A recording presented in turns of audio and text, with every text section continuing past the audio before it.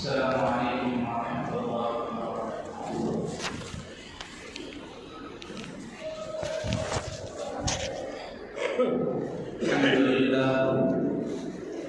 الحمد لله نحمده ونستعينه ونستغفره ونؤمن به ونتوكل عليه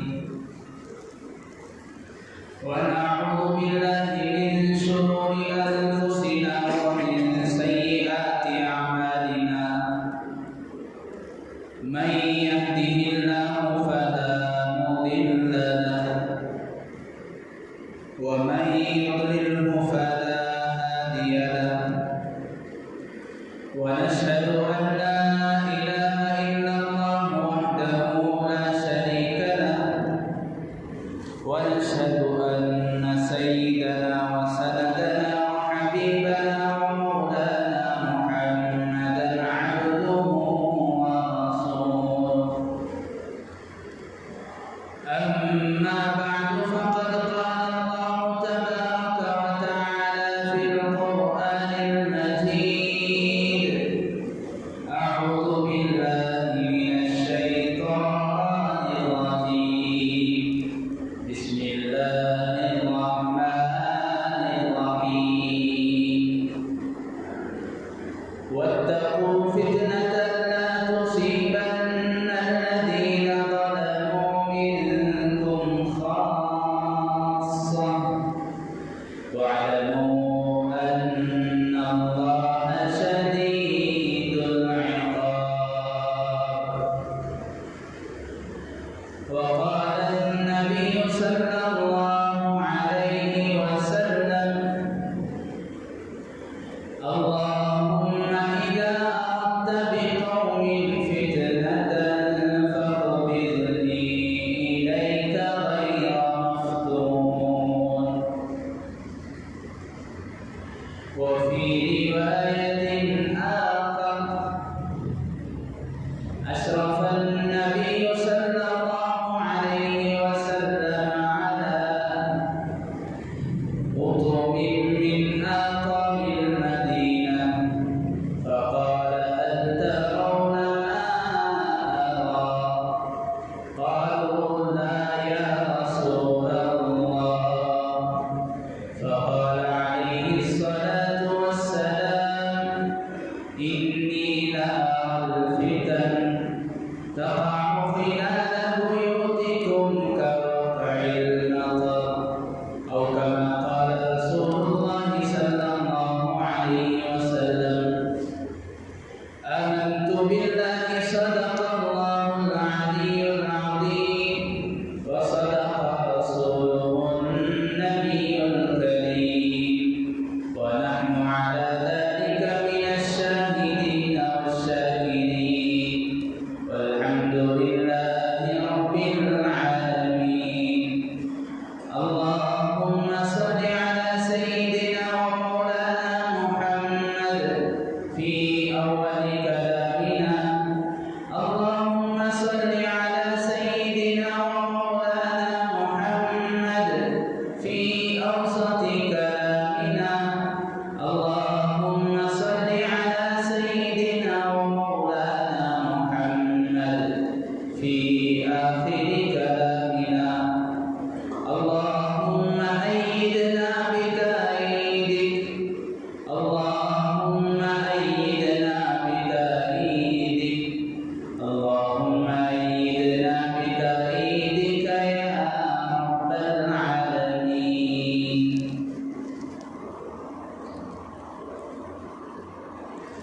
محترم معزز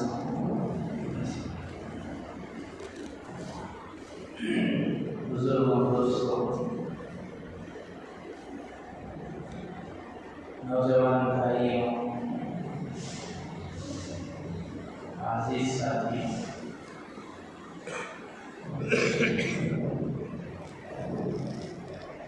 اللہ سے کرے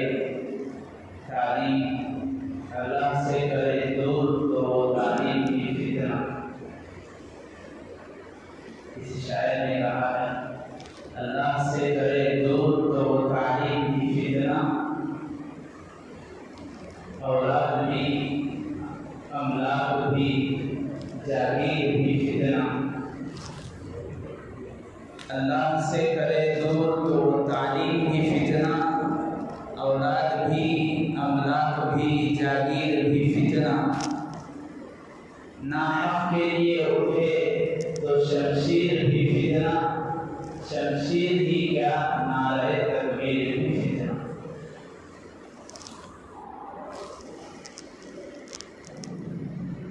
بزرگان محترم، عزیزان گرامی، اگر ہم نقشہ عالم پر، کائنات پر سرسری نظر ڈالیں، کائنات کا سروے کریں تو آج کائنات کا ہر ایک خطہ، ہر ایک جگہ، ہر ایک زمین آج شرور اور فتن، گناہ اور فتنوں کا اڈا اور عامہ جگہ بنے ہوئے ہیں۔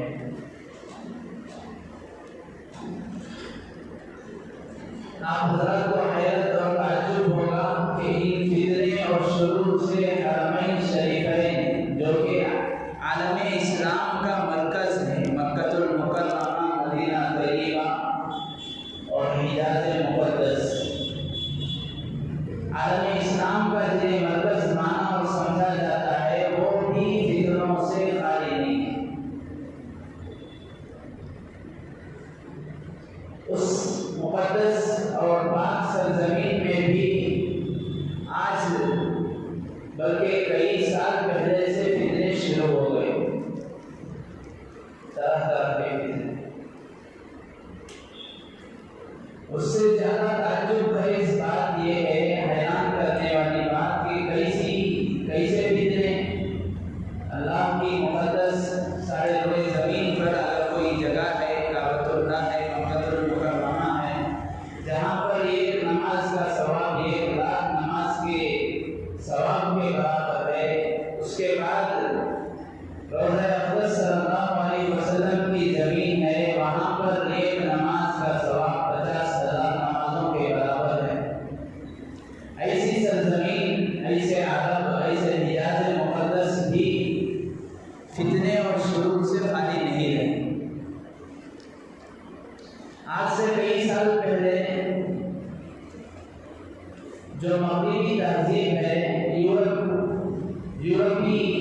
یورپ کے مغربی تہذیب کی جو ذہنیت ہے، جو اس کے زہریلے اثرات ہیں، ان کی پہنچ مدینہ طیبہ تک ہوئی آج سے کئی سال پہلے، اور وہ اس طریقے پر کہ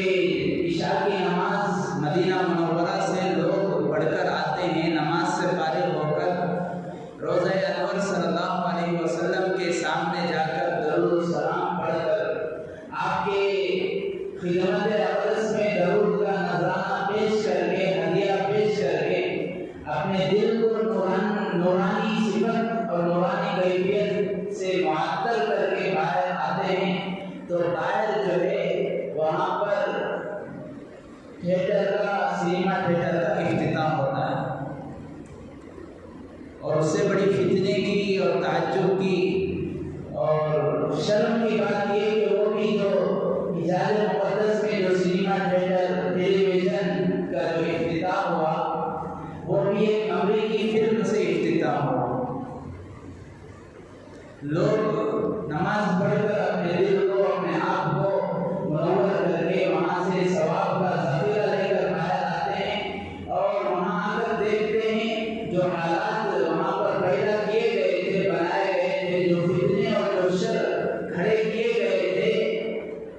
ان میں ملوث ہو کر اور سارے اعمال کا ذخیرہ کھو بیٹھتے ہیں جو نماز پڑھ کر اور آپ علیہ السلام کے صدقے میں انہیں ملا۔ عرض کرنا یہ ہے کہ روئے زمین کا کوئی بھی خطہ آج ایسا نہیں ہے، چاہے وہ عرب اسلامی ملک کا خطہ، اسلامی ملک کا حصہ یا شہر کیوں نہ ہو، ہر جگہ فتنے اور شرور، ہر جگہ طرح طرح کے فتن پائے جاتے ہیں۔ لیکن حجاز مقدس یا حرمین شریفین کا تذکرہ اس لیے کیا گیا یا کیا جاتا ہے، اس لیے اس پر دکھ اور افسوس کا اظہار ظاہر کرنا پڑتا ہے کہ لوگ جس عقیدت کے ساتھ وہاں پر حاجی یا معتمر عمرہ یا حج کے ارادے سے جاتے ہیں اور وہاں پر ایسے ماحول جو کریٹ کر دیے گئے ہیں، ایسے فتنے جو کھڑے کر دیے گئے ہیں، ان فتنوں کو دیکھ کر کس عقیدت سے واپس ہوں گے؟ جو احترام، جو عظمت حرمین شریفین کعبۃ اللہ اور مدینہ منورہ کے متعلق ہونا چاہیے، تو اس احترام اور اس عقیدت میں کیا کچھ فرق نہیں آ سکتا، کبھی نہیں آ سکتے۔ اس لیے کہا کہ آج کوئی بھی خطہ سرزمین کا فتنوں سے خالی نہیں ہے۔ اور اس سے بڑی بات، جب یہ فتنہ شروع ہوا وہاں کے جو جاننے والے اہل علم کا طبقہ ان سے اور جو شاہی خاندان نے ان سے کہا گیا ہے کم از کم آپ کو اس دیار کا، اس شہر کا، اس سرزمین کا احترام تو ملحوظ ہوتا۔ اگر اس کا احترام تو ملحوظ رکھ دیتے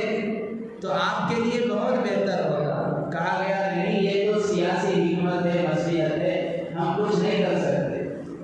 پھر دھیرے دھیرے ایک اور فتنہ اٹھا کہ لڑکیوں کو، ان کو جبری تعلیم دی جائے گی، مخلوط تعلیم دی جائے گی، جس طرح غیر اسلامی ملکوں میں ہوتا ہے کہ مرد اور عورتوں کی تعلیم یکساں ہوتی ہے، اس طرح تعلیم بھی دینی پڑے گی۔ الغرض جو فتنہ، جو ذہنیت مغربی تہذیب اور ممالک کی، یورپ کی اور باہر کے اسلام دشمن جو ممالک ہے ان کی جو ذہنیت ہے، وہ ذہنیت، اس کا زہر، اس کا اثر فتنے کی شکل میں اسلامی ممالک تک آ پہنچا۔ اللہ تبارک و تعالیٰ اسے بتانا چاہتے ہیں کہ روز زمین کا کوئی بھی حصہ ظاہر الفساد فی البر والبحر بما کسبت ایدی الناس، زمین میں جو فساد، زمین میں جو فتنہ، جو شرور، جو آفات، جو احترام کی پامالی کی جاتی ہے، احترام اور اس کے تقدس اور اس کی عظمت کو نظر انداز کیا جاتا ہے، یہ سارے فتنے یہ ہمارے بدعمالیوں کی وجہ سے کھڑے ہو گئے۔ الغرض اس طرح روز زمین میں کوئی حصہ فتنہ، کوئی حصہ باقی نہیں ہے جو فتنوں سے خالی ہے۔ گزشتہ جمعہ ہمارے علم میں ہوگا جو فتنے کے متعلق بات آئی تھی تو فتنے کی تاریخ پر بھی روشنی ڈالی گئی۔ فتنہ کہتے ہیں وہ سونا جس کو جو ہے آگ پر رکھا جاتا ہے، پرکھا جاتا ہے، تپایا جاتا ہے تاکہ اس کا کھوٹا پن، اس کا ویسٹیج نکل کر وہ کھڑا ہو جائے، اس میں خالصیت آ جائے، اس میں پیور پن آ جائے، اس کو فتنہ کہا جاتا ہے۔ بعد بعد یہ لفظ جو ہے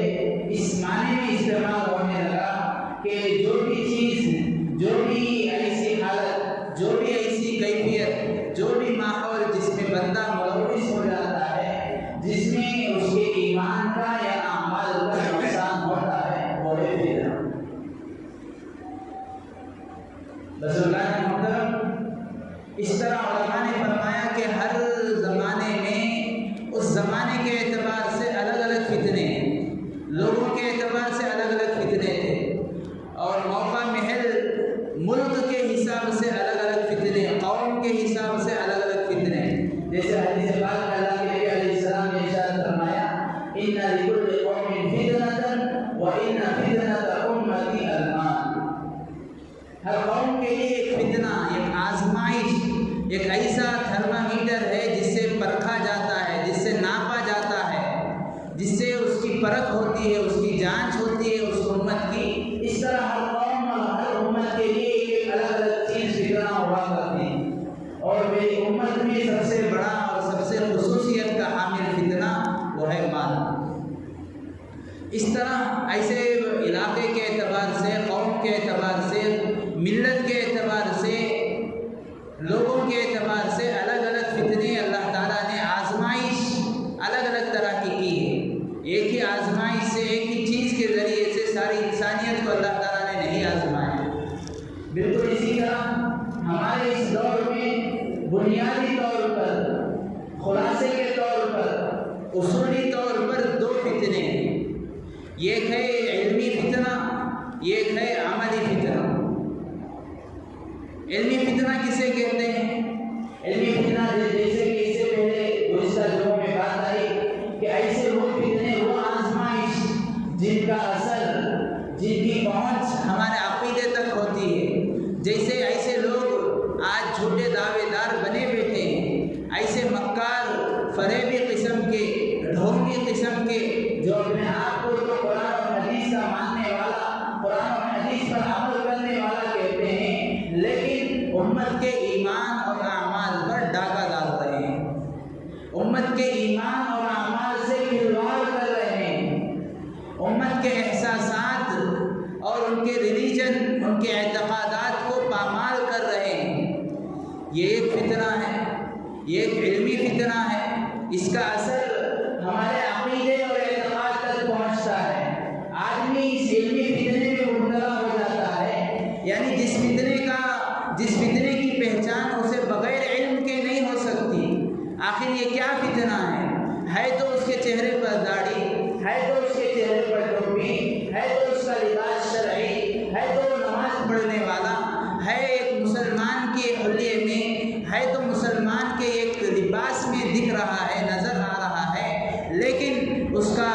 فتنہ جو ہے وہ بغیر علم کے، بغیر جانے کے، بغیر علماء کی صحبت اور شریعت کی رہبری کے ہم نہیں سمجھ سکتے، نہ اس سے بچ سکتے۔ اسے علمی فتنہ کہا جاتا ہے۔ اس کا اثر، اس کا منفی اثر، اس کے سائیڈ ایفیکٹ، اس سے عقیدہ آدمی کا خراب ہوتا ہے، آدمی کا عقیدہ بگڑ جاتا ہے، یہ چاہے وہ توحید کے متعلق عقیدہ ہو، رسالت کے متعلق عقیدہ ہو، قیامت کے متعلق عقیدہ ہو، آخرت کے متعلق عقیدہ ہو، یا علامات قیامت کے متعلق عقیدہ ہو۔ جیسے علامات قیامت کے متعلق گزشتہ جمعہ بات آئی، دجال کا آنا، حضرت عیسیٰ علیہ السلام کا پیدا ہونا، حضرت عیسیٰ علیہ السلام کا آسمان سے اترنا، حضرت مہدی جو جن کا نام محمد ابن عبداللہ، جن کا لقب مہدی ہے، ان کا خاندان نبوت سے پیدا ہونا، اور اسی طرح سورج کا مغرب سے نکلنا، اور اسی طرح دھواں کا آنا، اسی طرح ایک آگ کا زمین سے نکلنا، زمین سے ایک ایسے جانور کا آنا جسے اللہ تبارک و تعالیٰ ایک مہر، ایک تھپا دیں گے، جو کسی سے بات کرے گا تو اس کے چہرے یا پیشانی پر یہ علامت اور مہر ثبت کر دے گا، وہ علامت اور مہر لگا دے گا کہ یہ مومن ہے، یہ فاسق ہے۔ یہ سارے علامتیں، یہ سارے فتنے کی چیزیں ہیں، اس کے ذریعے سے اللہ تبارک و تعالیٰ یہ آزمائش کرتے ہیں، اس کے ذریعے سے منافقین اور مومنین کا فرق ہو جاتا ہے۔ جو منافقین کچے ایمان والے، ایمان اور اعمال سے جو ملے ہیں، ایمان اور اعمال سے جو خالی ہیں، جن کے اندر نہ اعمال ہے، نہ ایمان ہے، نہ اعمال کی اہمیت، نہ اعمال کی اہمیت ہے، نہ اعمال کی پابندی ہے، نہ نمازوں کی پابندی ہے، نہ تلاوت کا اہتمام ہے، نہ روزوں کا ڈھیر ہے، نہ نوافل کی پابندی ہے۔ ایسے لوگوں کا فرق ان علامات کے ذریعے سے، ان آزمائش کے ذریعے سے، ان فتنوں کے ذریعے سے اللہ تبارک و تعالیٰ کر دیتے ہیں، اور اس کے بعد جو بچے رہ گئے، جو باقی رہ گئے، وہ صرف اور صرف سچے مومن کہلاتے ہیں۔ ان کا باقی رہنا، ان کا اس فتنے میں ملوث نہ ہونا، ان کا اس فتنے کا شکار نہ ہونا، اس بات کی علامت سمجھی جائے گی کہ اس فتنے میں ملوث نہیں ہوئے، اللہ تعالیٰ نے ان کو اس فتنے سے بچا دیا۔ اس طرح ان فتنوں کا یکے بعد دیگر آنا، علماء فرماتے ہیں یہ اس بات کی یقین دلاتا ہے، اس بات کا ہمارے دلوں میں ایمان اور عزم مصمم پیدا کرتا ہے کہ ضرور بھی ضرور علامات کبریٰ جو بڑی بڑی علامتیں ہیں وہ بھی قریب ہیں، علامات صغریٰ جو قیامت کی چھوٹی چھوٹی علامتیں رسول اللہ نے بیان کی ہیں، ان میں سے اکثر ظاہر ہو چکی ہے، صادر ہو چکی ہیں، ان میں سے اکثر کو دنیا اور دنیا والوں نے دیکھ لیا ہے۔ اس بات کی علامت ہے کہ ضرور قیامت کبریٰ قریب ہے، قیامت کبریٰ آنے والی ہے۔ یہی وجہ ہے کہ وہ مقدس زمین کے خطے اور حصے جنہیں عالم اسلام کا مرکز سمجھا اور کہا جاتا ہے، وہ بھی فتنے اور شرور سے محفوظ نہیں رہے، اس بات کی علامت ہے کہ قیامت کبریٰ قریب ہے۔ اور حدیث میں آپ علیہ السلام نے فرمایا قیامت سے پہلے ایک وقت ایسا آئے گا اللہ تبارک و تعالیٰ زمین میں 3 جگہ زمین کو دھسائیں گے، زلزلے کا حکم دیں گے۔ ایک جگہ وہ عرب کی سرزمین ہے، وہ جب زمین ہلے گی تو اللہ تبارک و تعالیٰ اس زلزلے سے، اس کی ہلاوٹ سے، اس کی حرکت سے، اس کے جو منافقین ہیں، آج جو عیاش قسم کے لوگ، آج جو مملکت اسلامی، ملک اسلامی کے نام لیوا جو اسلامی ملک چلا رہے ہیں، بطور نام کے اسلامی ملک ہے لیکن نہ اسلامی حکومت قائم ہے، نہ اسلامی شعائر کا وہاں پر پاس و لحاظ ہے، وہاں پر نہ کعبۃ اللہ کا احترام ہو رہا ہے، نہ مدینہ طیبہ کا احترام ملحوظ ہے۔ تو ایسے لوگ جو ان سارے گناہوں کے مرتکب ہیں، اس فتنے میں ملوث ہیں، ایسے لوگوں کو اللہ تبارک و تعالیٰ اس حرکت سے، ایک جھٹکے سے زمین، سرزمین عرب، حجاز مقدس، ایسے لوگوں کو اٹھا کر پھینک دے گی اور صرف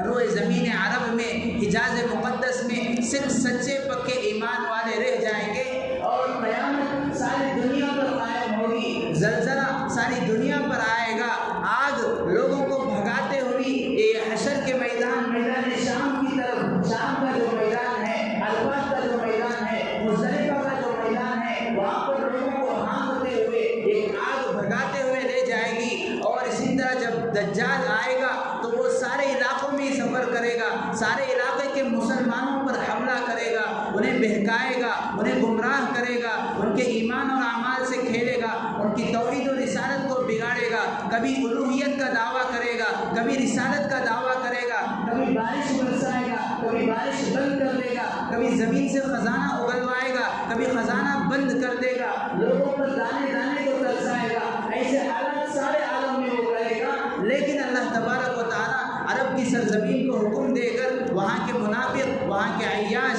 وہاں کے فحاش، وہاں کے مکار، وہاں کے اسلامی ملک چلانے والے جو اسلام کا پاس و لحاظ نہیں کرتے، ان کو نکال پھینک دے گی زمین، اور صرف اس وقت سچے مسلمان باقی رہیں گے۔ سارے فتنے اس وقت سارے عالم میں رہیں گے سوائے حجاز مقدس۔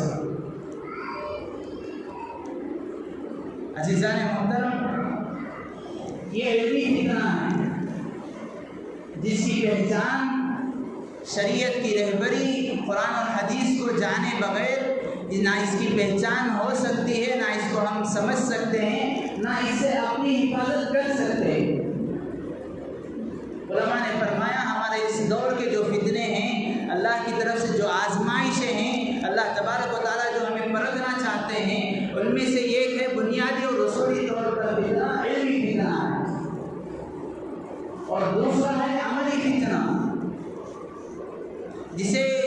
ہر ایک آدمی جانتا ہے، بلکہ اکثر فیصد 90% لوگ جس میں ملوث ہیں۔ اس کی جان پہچان کے لیے کوئی علم، قرآن حدیث کی کوئی رہبری کی ضرورت نہیں، بس عقل ہی کافی ہے۔ عقل ہی اس بات کی شہادت اور گواہی دے گی کہ یہ کام جو تو کر رہا ہے یہ غلط کام ہے، اس چیز میں جو تو پھنسا ہوا ہے یہ فتنے کی چیز ہے، یہ کام جو تیرے اندر پایا جا رہا ہے یہ اللہ کے فرما بردار بندے کا کام نہیں ہو سکتا۔ یہ صرف آدمی کی عقل ہی اس بات کی گواہی اور شہادت دینے کے لیے کافی ہے۔ وہ عملی فتنے علماء نے اسی بھی تفصیل بتائی، جیسے علمی فتنے کی تفصیل، بہت سارے فتنے ہیں جن کو پہچاننے کے لیے علم یا اہل علم کی ضرورت ہے۔ عملی فتنے بھی بہت طرح کے ہیں، ان میں سے پہلا نمبر علماء نے بتایا کہ یہ عملی فتنہ، یہ فتنہ ہوتا ہے پہلے نمبر پر عملی فتنوں میں آدمی کا فتنہ۔ بزرگوں دوستوں، گزشتہ تقریباً 3 یا 4 جمعوں سے فتنوں کے متعلق بحث اور بات ہو رہی ہے۔ وجہ یہ ہے کہ اللہ کے نبی علیہ السلام کے زمانے سے، عہد نبوت سے، حضور علیہ السلام کے زمانے سے زمانہ جتنا دور ہوتا جائے گا اتنا خیر کم ہوتا چلا جائے گا، زمانے میں بھلائی کم ہوتی جائے گی، شر، فتنے، پریشانیاں، مصیبتیں بڑھتی جائیں گی، اور اس وقت آدمی ان پریشانیوں کو، ان شرور کو، ان فتنوں کو پہچانے گا، تبھی وہ اپنے آپ کو، اپنے ایمان کو، اپنے اعمال کو بچائے گا، ورنہ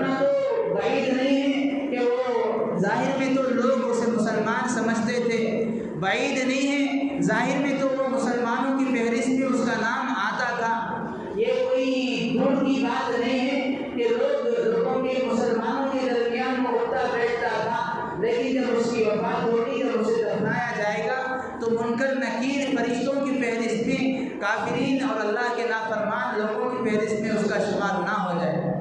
اس لیے ان فتنوں کا پہچاننا، علماء نے فرمایا آج کا یہ دور پرفتن دور ہے، جہاں دیکھو فتنے ہی فتنے ہیں، طرح طرح کے فتنے ہیں۔ کوئی مال کے فتنے میں مبتلا ہے، کوئی مالداری کے فتنے میں مبتلا ہے، کوئی غربت اور افلاس فقیری کے فتنے میں مبتلا ہے۔ حدیث پاک میں اللہ کے نبی علیہ السلام نے فرمایا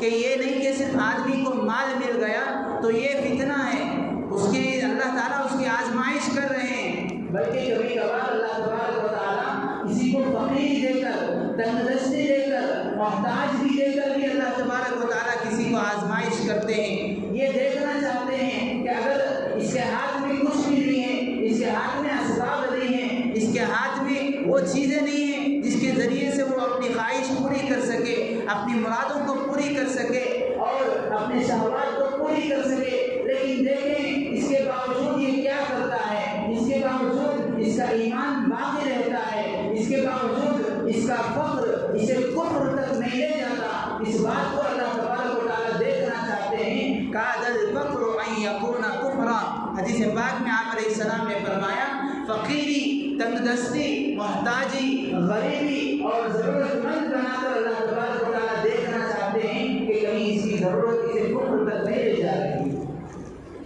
کہیں اس کا یہ فخر اسے کفر کی دہلیز پر تو نہیں جا رہا ہے۔ تو اس طرح طرح طرح کے فتنے، کوئی فقیری کے فتنے میں مبتلا ہے، اسی طرح کوئی اپنے اللہ تعالیٰ کی ان گنت نعمتوں کے استعمال کو غلط استعمال میں لا رہا ہے، اس کا استعمال صحیح استعمال نہیں ہو رہا ہے، اس کے استعمال کو بجا طور پر وہ نہیں کر رہا ہے، تو وہ بھی اپنے فتنے میں مبتلا ہے۔ کہیں پر خاندانی فتنے ہیں، کہیں پر گھریلو فتنے ہیں، کہیں پر بھائی بھائی کا فتنہ ہے، دوست کا فتنہ ہے، مالک آقا کا فتنہ ہے، غلام نوکروں کا فتنہ ہے، ماتحتوں کا فتنہ ہے، اور اسی طرح شوہر اور بیوی کا فتنہ ہے، والدین اور اولاد کا فتنہ ہے۔ آج ہر ایک آدمی زمین کا کوئی اقدار، زمین کا کوئی فرد کسی بھی فتنے سے آزاد ہو، ایسا نہیں ہوئے۔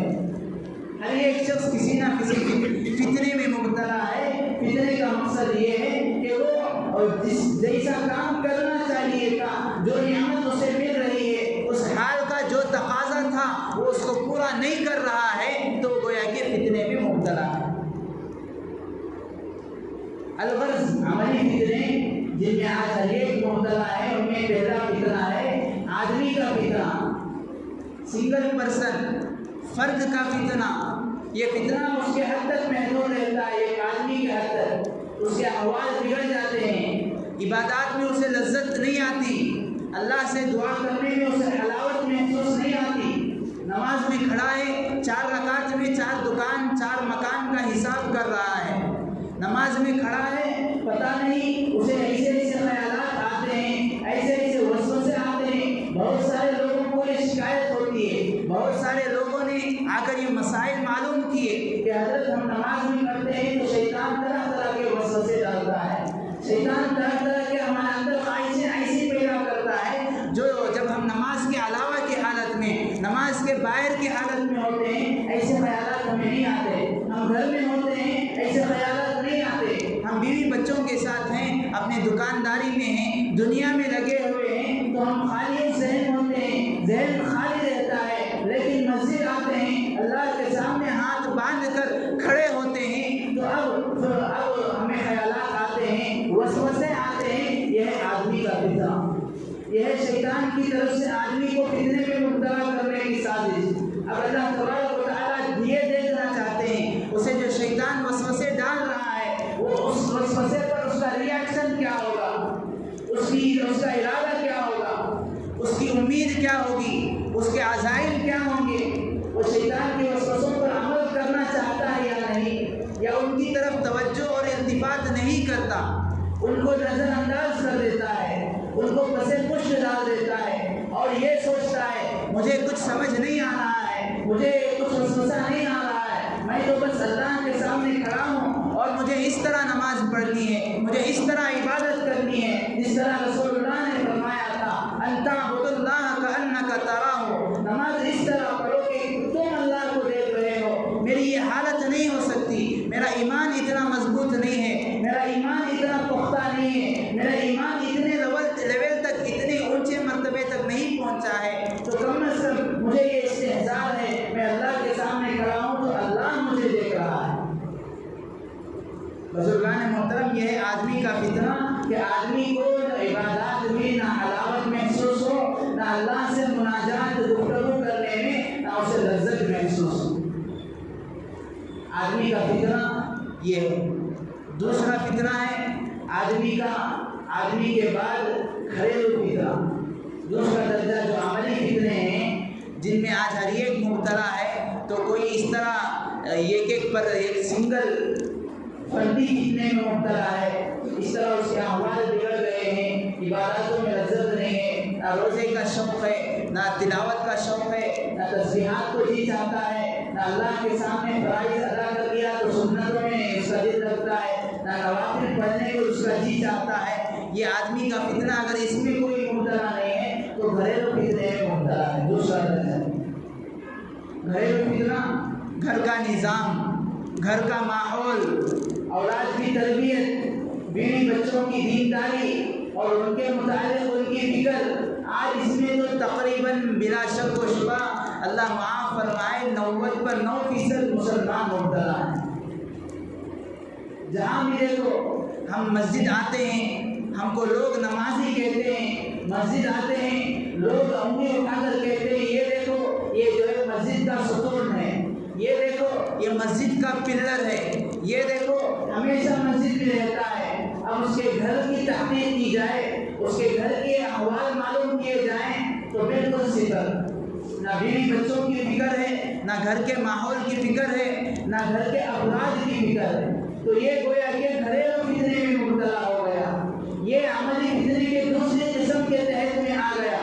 حدیث پاک میں ہے اللہ کے نبی علیہ السلام نے ارشاد فرمایا شیطان جو ابلیس ہے وہ سمندر کے بیچوں بیچ اپنا تخت بچھاتا ہے، تخت بچھا کر وہ اپنے سارے چیلوں کو، اپنے سارے گماشتوں کو، اس کے سارے کام کرنے والے چھوٹے چھوٹے شیاطین کو، چھوٹے بھائیوں کو وہ بلاتا ہے، پوچھتا ہے بتا تو نے کیا کیا، آج تیری کیا کارگزاری ہے، تو نے کیا کام، بڑا کام تو نے انجام دیا۔ ہر کوئی آتا ہے یہ کہتا ہے میں نے فلاں کو بہکایا، فلاں سے گناہ کرایا، فلاں سے یہ کرایا۔ شیطان اس کی طرف بالکل توجہ نہیں دیتا، بس صرف سنتا رہتا ہے۔ اور ایک شیطان آتا ہے یہ کہتا ہے آج میں نے ایک گھر میں ایک میاں بیوی کے درمیان لڑائی ڈال دی، یہ گھر کا ماحول آج میں نے خراب کر دیا۔ تو شیطان ابلیس سارے شیاطین میں سے اسے اٹھا کر کہتا ہے ہاں تو اصل میرا پٹا ہے،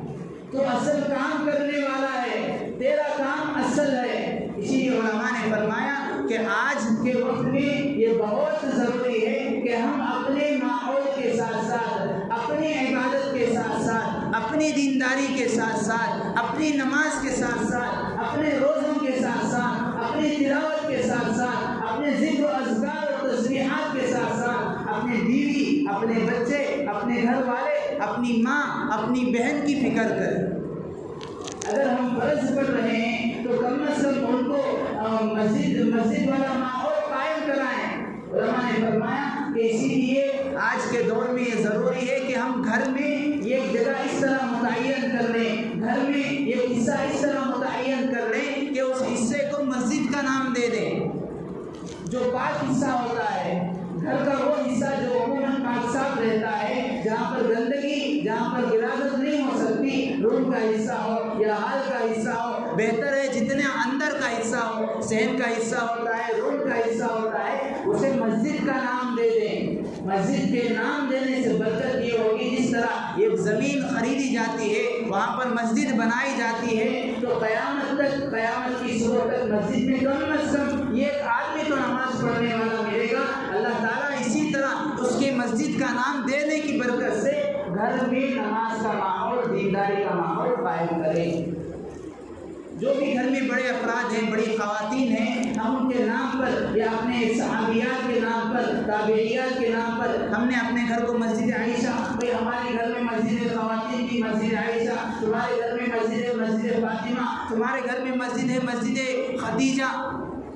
جو بھی نام ہم اس طرح اگر متعین کر دیں گے تو اس کی عظمت سے، اس کی برکت سے انشاءاللہ ہمارے گھروں میں وہ ماحول آئے گا، وہ دینداری آئے گی جو اسلام اور شریعت کا تقاضا ہے، جس کے بغیر بھلائی، جس کے بغیر اتحاد، جس کے بغیر شر کا ختم ہونا، نا اتفاقیوں کا ختم ہونا، یہ بالکل محال ہے۔ بزرگوں دوستوں، آج اسی وجہ سے ہم دیکھتے ہیں دارالفتہ، دارالقضا میں بہت سارے ایسے مسئلے آتے ہیں کہ ان کے بچے ہیں، شادی عمر لائق، ان کی عمر جو ہے شادی کے قریب ہو گئی ہے، بچیاں ہیں، لڑکیاں ہیں 13 سال، 14 سال، 15 سال، لیکن میاں بیوی میں انتر ہے، اب وہ آ کر طلاق یا خلا کروانا چاہتے ہیں۔ جتنا بھی سمجھاؤ، جتنا بھی ان کے سامنے قرآن اور حدیث کی باتیں رکھو، جتنا بھی انہیں قرآن اور حدیث، حضرات صحابہ، صحابیات، تابعین اور تابعیات اور قرآن اور حدیث کے اصول اور اسی طرح ازدواجی زندگی کا طریقہ کیا ہوتا ہے، جتنا بھی سمجھاؤ کوئی اثر نہیں ہوتا، کان پر جو تک نہیں رہی تھی۔ وجہ یہ ہے کہ گھر میں وہ ماحول نہیں ہے۔ ہمارے گھر اس ماحول سے، دینداری کے ماحول سے، نماز کے ماحول سے، تلاوت کے ماحول سے، تسبیحات کے ماحول سے اور دین کی کوئی کتاب پڑھنے یا پڑھانے کے ماحول سے خالی ہو چکے ہیں، تو ہم یا ہمارے گھر والے گھریلو فتنے میں مبتلا ہو گئے۔ اب جب تک اللہ نہ چاہے، اب اس وقت تک وہ گھر والے اس فتنے سے نہیں نکل پاتے۔ اس لیے ہمیں علماء نے یہ بتایا کہ آج کے وقت میں یہ بہت ہی ضروری ہے، گویا کہ آج کے دور میں ہمارے معاشرے کی یہ بہت بڑی مصیبت بن چکی ہے۔ گھر میں دینداری کا ماحول نہیں، جس کی وجہ یہ کہ بیٹی شادی عمر لائق ہو گئی، شادی کے لائق ہو گئی، اب اس کا نکاح کر رہے ہیں، اب دینداری نہیں ہے، مسائل معلوم نہیں ہے یا وہ ماحول نہیں ہے، جس کی وجہ سے نکاح میں وہ فضول، وہ اسراف، وہ سنت کے خلاف کام ہوتے ہیں، جس کی وجہ سے آگے چل کر ہماری بیٹیاں، ہمارے گھر کی بچیاں یا تو مظلومہ بنتی ہیں یا تو خودکشی کر لیتی ہیں۔ ابھی آپ نے قریب میں سنا ہوگا 2-4 دن پہلے کا قصہ، احمد آباد کا، گجرات کے علاقے احمد آباد، عائشہ نامی خاتون خودکشی اس نے کر لی۔ وجہ یہ سامنے آئی تحقیقات کے بعد کہ جہیز کا مطالبہ کیا گیا، جہیز پر زور دیا گیا۔ بزرگوں دوستوں، یہ ساری بات وہیں آ کر رکتی ہے۔ یہ سارے فتنے اور فساد کی جڑ یہی ہے کہ گھر کا وہ ماحول نہیں تھا، گھر میں وہ دینداری نہیں بتائی گئی، گھر میں وہ دینداری نہیں سکھائی گئی۔ بیٹیوں کا نکاح کس طرح کیا جاتا ہے، بیٹوں کا نکاح کس طرح کیا جاتا ہے۔ لوگ یہ سمجھتے ہیں کہ ہم جو ہے جہیز کا مطالبہ کر لیں گے، ہم جو ہے ٹرک بھر کر سامنے لڑکی والوں سے جہیز منگا لیں گے۔ یہ نہیں سمجھتے کہ ہمارے گھر کی بھی ایک لڑکی ہے، ہم بھی لڑکی والے ہیں، ہمارے گھر کی بھی لڑکی ہے، ہم دوسروں کی لڑکی پر ظلم کرتے ہیں تو ہو سکتا ہے ہمارے گھر کی بچیوں پر بھی ظلم کریں۔ اسی لیے علماء نے فرمایا یہ جو جہیز کی یہ جو رواج ہمارے اندر آ گیا ہے، اس کا اسلام میں نام تک نہیں ہے۔ تعجب ہوگا آپ حضرات کو یہ جان کر، یہ جو جہیز نام ہے یہ عربی لفظ بھی نہیں ہے۔ جہیز کا جو تصور ہمارے ذہنوں میں ہے، جہیز کا جو خیال، جہیز بولتے ہی یہ سمجھ میں آتا ہے کہ جب لڑکی کو الوداع کیا جاتا ہے، اس کا نکاح کیا جاتا ہے، تو اس کے پہلے یا اس کے بعد، اسے بھیجنے سے پہلے یا بھیجنے کے بعد یہ ٹرک اس کے ساتھ جاتا ہے، یہ بڑی گاڑی اس کے ساتھ جاتی ہے۔ یہ جہیز کا تصور یہ اسلام کے کسی بھی حصے میں ہمیں ملتا ہی نہیں۔ یہی وجہ ہے کہ جب کوئی عرب کا رہنے والا وہ ہمارے یہاں ہندوستان کے کسی نکاح یا شادیوں میں آتے ہیں تو وہ یہ رواج دیکھتے ہیں تو تعجب کرتے ہیں، پوچھتے ہیں کہ ماں ہاذا، آخر یہ کیا چیز ہے، یہ کون سا رواج ہے؟ انہیں یہ بتایا جاتا ہے یہ جہیز ہے تو انہیں سمجھ میں نہیں آتا، صرف جہیز لفظ کہنے سے سمجھ میں نہیں آتا۔ اب ان کے لیے اگر لکھ کر سمجھائیں 5-6 صفحات لکھنے کے بعد ان کی بات سمجھ میں آئے گی، یا 5-10 منٹ تقریر کرنے کے بعد انہیں سمجھ میں آئے گا کہ یہ جہیز ہے۔ بزرگوں دوستوں، شروع سے لے کر آخر تک نہ قرآن میں اس کا تصور ہے، نہ حدیث میں اس کا تصور ہے، کہیں بھی اس کا تصور نہیں ہے۔ جو ہمارا رواج بن گیا ہے اور یہ رواج ہمارے درمیان آیا ہے برہمنوں اور ہندوؤں کے، ان کے مذہب اور طور طریق سے، آج ہم جو ہے ان کو کوستے ہیں، برا بھلا کہتے ہیں، یہ اس طرح ہیں، وہ غیروں کی پوجا کرتے ہیں، وہ بتوں کے سامنے جھکتے ہیں، لیکن ان کے ریت و رواج آج بھی زیادہ سے زیادہ ہمارے معاشرے میں، ہمارے معاملات میں، ہمارے لین دینوں میں ان کے ریت و رواج آج بسے ہوئے ہیں۔ ہمارا معاملہ یہی ہے، ہمارا رونا یہی ہے، المیہ یہی ہے، مصیبت یہی ہے کہ جو بھی کام کرتے ہیں ہم یہ نہیں سوچتے اس میں اللہ اور اس کے رسول کا کیا حکم ہے، شریعت نے اس میں کیا رہبری کی ہے، ہم یہ معاملہ کر رہے ہیں، شریعت نے ہمیں خوشی میں کس طرح حدود بیان کیے ہیں، خوشی کے بھی شریعت نے حد بیان کیے ہیں۔ خوشی ہے اس کا مطلب یہ نہیں کہ تم سارے حدود پار کرتے چلے جاؤ، غم ہے اس کا مطلب یہ نہیں کہ تم غم میں بھی حد پار کرتے ہوئے آگے بڑھ جاؤ اور کفری الفاظ استعمال کرو۔ غم کے بھی الفاظ اور شریعت نے بیان کیے، غم کے بھی حد اور باؤنڈری شریعت نے کھینچ دی۔ خوشی میں بھی کتنی خوشی اظہار کر سکتے ہیں، کہاں تک خوش ہو سکتے ہیں، کیا اعمال خوشی میں اپنا سکتے ہیں، یہ ساری چیزوں کی حد بندی شریعت نے کر دی، اور ہم نے ان حد بندیوں کو، ان چیزوں کو اپنے ماحول میں، اپنے گھر میں، اپنے گھریلو یا اپنے خاندان میں اس کو رواج نہیں دیا، نہ ہم جاننا چاہتے ہیں، نہ سمجھنا چاہتے ہیں، نہ اپنانا چاہتے ہیں، جس کی وجہ سے بعد میں چل کر یہ ساری مصیبت، ظلم اور اس طرح کی پریشانیوں کا سامنا ہماری اولاد یا ہماری بچیوں کو کرنا پڑتا ہے۔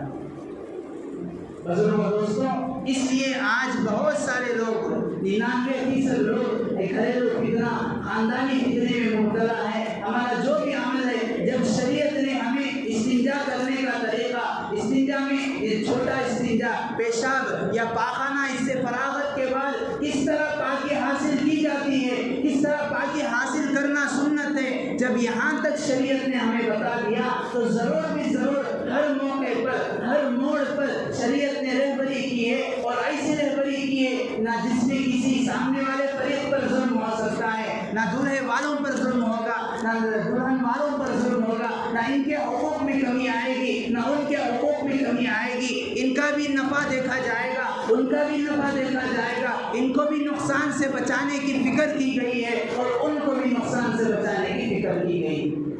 اسی کو شریعت کہا گیا، اسی لیے فرمایا الیوم اکملت لکم دینکم، یہ دین کامل و مکمل ہے، ہر اعتبار سے اس میں رہبری کی گئی۔ الغرض ایک دوسرا فتنہ ہے، گھریلو فتنہ، خاندانی فتنہ، جس میں آج ہم میں سے ہر ایک مبتلا ہے۔ اس بات کی فکر کریں، اس فتنے سے نکلنے کی فکر کریں، ورنہ وہ دن دور نہیں کہ اگر ہم ان فتنوں میں مبتلا ہو جائیں تو اللہ تبارک و تعالیٰ اس سے ہمیں نکالے یا نہ نکالے۔ اسی لیے حدیث پاک اللہ کے نبی علیہ السلام سے یہ مروی ہے، حضور علیہ السلام فتنوں کے متعلق عموماً 2 دعا فرمایا کرتے تھے، اپنے معمولات میں، اپنے نماز کے بعد، اپنے وظائف میں 2 دعا فرمایا کرتے تھے۔ ایک دعا تو اللہم انی اعوذ بک من الفتن، اے اللہ مجھے فتنوں سے حفاظت فرما، ما ظہر منہا وما بطن، جو ظاہری فتنے ہیں، جو باطنی فتنے ہیں، جو ملکی فتنے ہیں، گھریلو فتنے ہیں، فردی فتنے ہیں، جو بھی فتنے، جو بھی آزمائش ہے، ان سب سے میری حفاظت فرما۔ آمین تو کہہ رہے ہیں۔ دوسری دعا اللہ کے نبی علیہ السلام سے یہ مروی ہے، اللہ کے نبی فرمایا کرتے تھے، دعا اہتمام فرمایا کرتے تھے، اللہم اذا اردت بقوم فتنة فاقبضنی الیک غیر مفتون، اے اللہ جب تم نے کسی قوم کو فتنے میں مبتلا کرنے کی ٹھان لی ہے، جب تیرا ارادہ کسی قوم کو آزمائش میں مبتلا کرنے کا ہے تو تم مجھے بغیر اس فتنے میں مبتلا کیے کہ اپنے پاس بلا لے۔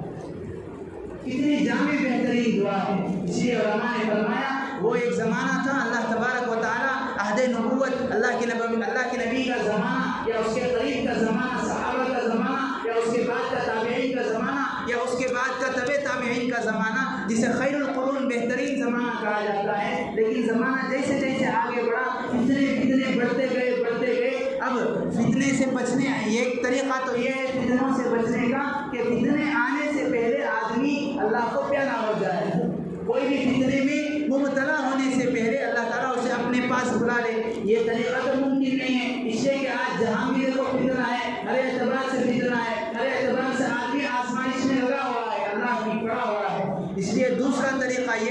کہ آدمی وہ اعمال اختیار کرے، وہ طور و طریقہ اختیار کرے جس کے ذریعے سے وہ ان فتنوں سے، ہر طرح کے فتنے سے اپنے آپ کو، اپنے گھر والوں کو، خاندان والوں کو، گھر کے افراد کو اور اپنے ایمان اور ان کے ایمان اور اعمال کو بچا سکے۔ ان دعاؤں کا اہتمام ہے، مسجد کی آبادی کی محنت ہے، اور اسی طرح دیگر وہ اعمال ہیں جس سے اللہ تبارک و تعالیٰ فتنے سے محفوظ رکھتے ہیں۔ جب اللہ کے نبی یہ دعا کر رہے ہیں کہ مجھے فتنے میں مبتلا کیے بغیر اپنے پاس بلا لے، تو سوچنے کی چیز ہے فتنے میں آدمی کا ملوث ہو جانا کتنا بڑا جرم ہے،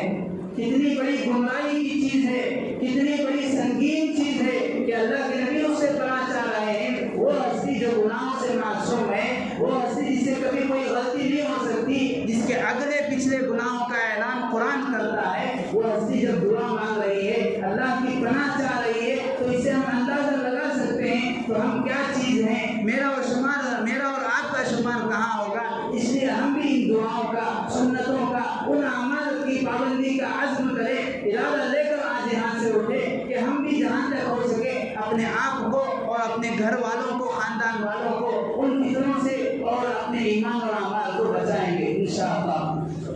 اسی تعلق سے آخری بات کہہ کر میں اپنی بات کو ختم کرتا ہوں۔ اسی تعلق سے موجودہ حالات میں جو فتنے چل رہے ہیں، گھریلو فتنہ ہے، مال کا فتنہ ہے، اولاد کا فتنہ ہے، اور اس طرح ان فتنوں کے دور میں ایک مسلمان ہونے کی حیثیت سے، ایک ہماری مسجد ہے، مسجد کے مصلی ہونے کی حیثیت سے ہم پر کیا ذمہ داری عائد ہوتی ہے، ہم سے اسلام اور شریعت کا کیا تقاضا ہے، کیا مطالبہ ہے، اس تعلق سے تفصیلی بات آئے گی بروز اتوار پرسوں 7 تاریخ صبح 10:30 کا ظہر۔ یہ جوڑ ہم جو ہے مسجد میں رکھے ہیں، مشورے سے طے کیے ہیں کہ اس میں سارے محلے کے لوگوں کو، سارے مسلیان کرام کو اس طرح جمعہ میں جڑتے ہیں، اس طرح اس وقت جڑے، اور اس وقت تفصیل سے بات آئے گی۔ جمعہ میں وقت نہیں رہتا، آدھا گھنٹہ 20 منٹ 40 منٹ کا وقت رہتا ہے، ساری بات کا احاطہ کرنا، ساری بات کو تفصیل سے بولنا یہ مشکل بلکہ ناممکن چیز ہے۔ اس لیے اس وقت انشاءاللہ بروز اتوار صبح 10:30 کا ظہر یہ نظام رکھا ہے، جو رکھا گیا ہے۔ آپ حضرات سے درخواست ہے کہ ضرور ہم اپنے ایمان اور اعمال کو بچانے کے لیے فتنوں میں کس طرح ہم اپنے ایمان اور اعمال کو بچائیں، اور فتن دور میں کس طرح ہم جو ہے جیسے ایک آدمی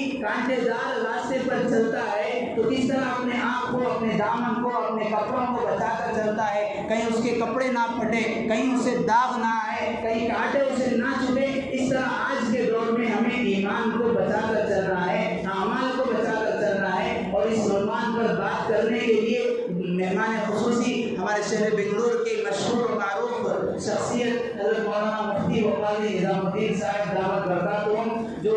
ہیگڑے نگر کے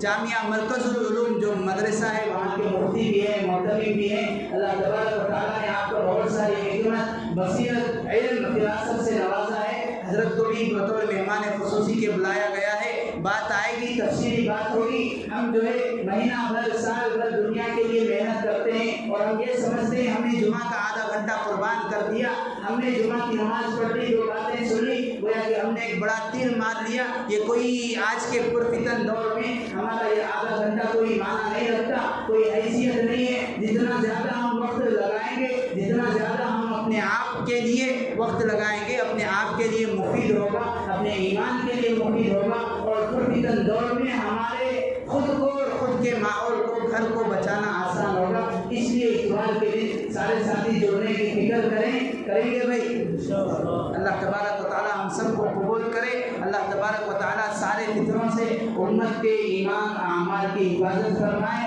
اللہ تبارک و تعالیٰ جو لوگ جہاں بھی پریشان حال ہیں، جس فتنے میں بھی مبتلا اور شکار ہے، ان سب کے نکلنے کے راستے ہموار کرے۔ آمین۔ آخر دعوانا الحمدللہ رب العالمین۔